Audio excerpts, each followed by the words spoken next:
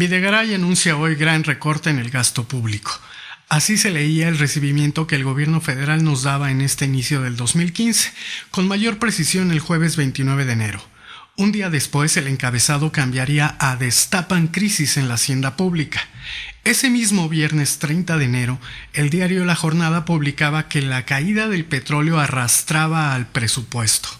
Así daban las primeras explicaciones sobre las causales de una inminente crisis económica y entonces señalaban en la misma jornada que desde junio de 2014 los precios internacionales del petróleo comenzaron a caer hasta llegar a una baja de más del 50%. En un principio, el gobierno mexicano minimizó la situación asegurando que no afectaría a la economía, al presupuesto, ni tampoco pondría en riesgo los beneficios de la reforma energética. Este 30 de enero, meses después de la caída de los petroprecios, el secretario de Hacienda anuncia un recorte al gasto público de 124,000 millones de pesos. Analistas prevén que continúen bajos los precios del petróleo.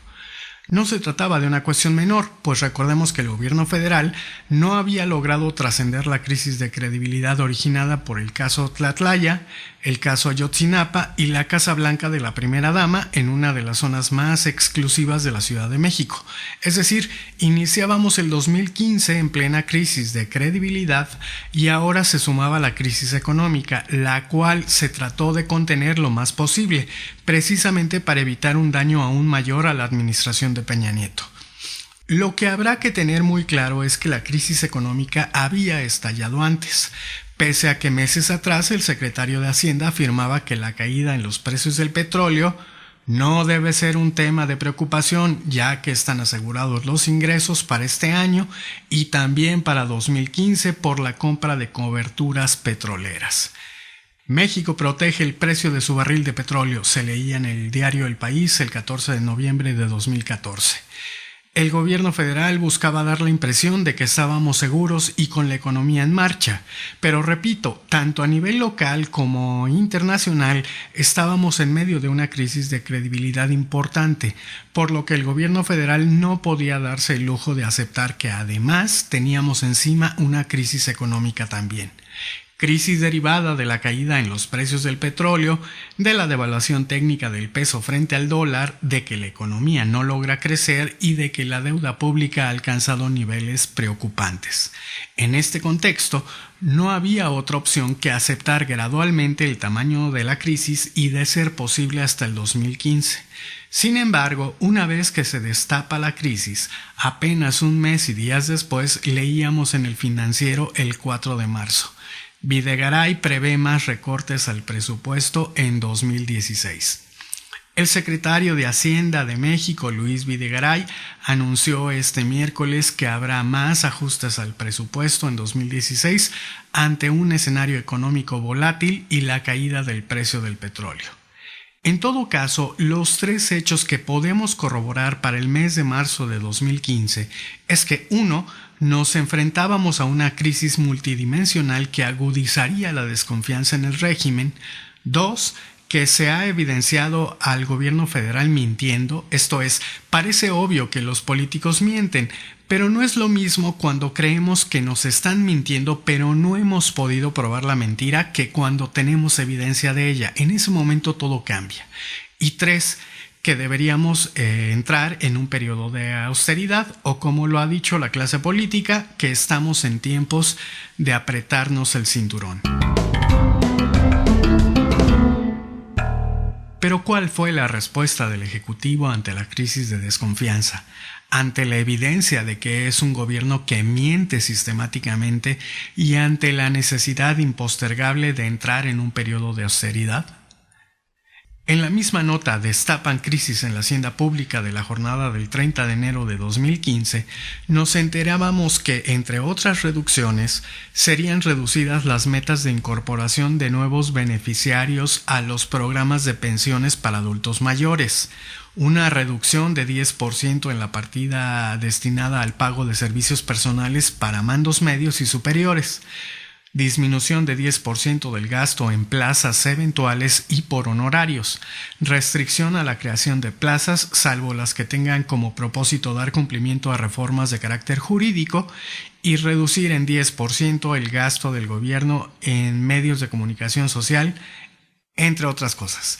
En suma, Videgaray anunciaba reducciones a los programas que benefician o beneficiaban a la población vulnerable, que afectarán a trabajadoras y trabajadoras de gobierno, en fin, pero nunca se habló de una reducción a los sueldos del presidente y del alto funcionariado.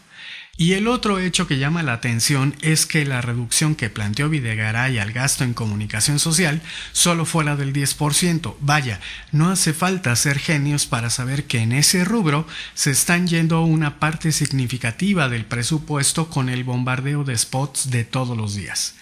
Pero para ampliar un poco más el contexto, no podemos olvidarnos de las medidas de austeridad que propuso el Poder Legislativo y el Judicial. Senadores se bajan el sueldo 100 pesos al mes, leíamos el 26 de febrero. El 5 de marzo leíamos que diputados matan comisiones para reducir gastos pero sin tocar su sueldo. Y un día antes, el 4 de marzo, nos enterábamos que diputados cierran comisiones de oceanografía, Monex y Tren Bala, que por la austeridad. En paralelo, el Poder Judicial hacía propuestas muy austeras de austeridad en algunos estados y en otros, como en Jalisco, de plano leíamos el 27 de enero que el Poder Judicial va a controversia contra ley de austeridad. Y decían que no era por rehuirle al plan de austeridad, sino por cuestiones de autonomía entre poderes. Por si fuera poco, la Secretaría de Hacienda y Crédito Público se confrontaba con la Auditoría Superior de la Federación por condonarle a 5 empresas 123 millones de pesos de deuda. Y entonces leíamos el 19 de febrero. SAT responde a la ASF, condonación de impuestos a empresas fue legal. A esta serie de decisiones incomprensibles se agregarían otros hechos paralelos o anteriores igualmente contradictorios. El capricho de Peña, avión de 7,000 millones. Hija de Angélica Rivera usa vestido de más de 100,000 pesos. Nota sobre la visita a Londres. Presidente del PRI posee millonaria colección de relojes. Funcionario encargado de combatir la pobreza usa reloj valuado en más de 3 millones de pesos. Y así sucedieron estos y otros hechos similares o que evidenciaban la tendencia despilfarradora y excesiva de la clase política. Pero hace unos días nos mostraron que en realidad no hay límite. Vecinos captan a Korenfeld con helicóptero de la Conagua a la puerta con niños y maletas. Y finalmente la joya de la corona hasta el momento. Telemundo capta a Angélica Rivera y sus hijas en tiendas de Beverly Hills.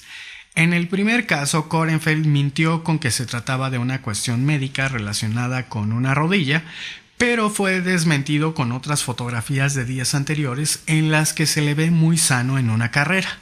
Finalmente renunció Korenfeld el pasado jueves 9 de abril, lo que se juzga como lo indicado. Creo, en todo caso, que lo que no hay que perder de vista es que fue una renuncia y no una acción propia del gobierno federal. Vaya, no le cortaron la cabeza. Pero en el segundo caso se repitió el mismo método que se ha operado hasta el cansancio en estos 2 años y meses que van de la administración de Peña Nieto. Esto es, el ocultamiento de la información y el ataque de bots en Twitter para desaparecer el trending topic. En suma, a partir de este breve recorrido por meses y meses de esta infame bipolaridad entre la crisis y los excesos del gobierno federal, podemos concluir que la gaviota pasó de ser el principal activo político a uno de los pasivos más grandes para el gobierno de Peña Nieto, que atraviesa por los peores índices de aceptación pública, que ya acumula varios escándalos de colaboradores mis reyes que utilizan helicópteros públicos para fines privados, David Korenfeld, y de miembros del clan Atlacomulco que repiten con un cinismo inaudito los peores gestos del priismo nepotista y cleptocrático. Nota de Genaro Villamil en su artículo Una mala telenovela llamada Angélica Rivera del 7 de abril. Se han venido abajo con estruendo las promesas de crecimiento de Peña Nieto. El malestar social estalló con Enrique Peña Nieto, pero le precede y fue mal manejado. Financial Times. Además de lo anterior, considero que existe una incomprensión cabal sobre las implicaciones de una crisis de legitimidad política, sobre sus peligros potenciales, y la parte que sí comprenden simplemente no les interesa. Confían demasiado en el orden mantenido por la fuerza pública, en el control mediático y en que la población es simplemente estúpida. Finalmente, podemos afirmar que este gobierno miente sistemáticamente. Vaya, hay cualquier cantidad de evidencias que le han dado a la población en general la certeza de que su gobierno le miente. Esto explica en gran medida la crisis de credibilidad. Por eso, y ya que estamos claros en que también tenemos una crisis económica, cabe tomar las reservas necesarias, porque por más que el gobierno federal declare que la crisis es solo por 2015 y 2016, no podemos estar seguros. 1, que no se vaya a extender hasta el resto del sexenio, y 2, no podemos estar seguros que no vayan a aumentar la base de algunos impuestos o que se generen nuevos. Decimos esto debido a que no hace falta explicar que hasta que no ocurra un evento que sacuda la estructura completa del sistema político mexicano, los excesos del gobierno federal y de la clase política en su conjunto van a seguir en los mismos términos. Vaya, no hay signos que indiquen lo contrario. Por lo que, repito, en plena crisis económica, si necesitan de más recursos para mantener el esquema actual de despilfarro y derroche, los van a buscar en la población, sin importar si prometieron que ya no iban a haber nuevos impuestos. O a estas alturas, ¿hay alguien todavía que le crea a Videgaray o al gobierno federal una palabra? Gracias por escucharnos y gracias también por seguir las andanzas por la ciudad del agente Evangelino, así como nuestra sección Sociedad.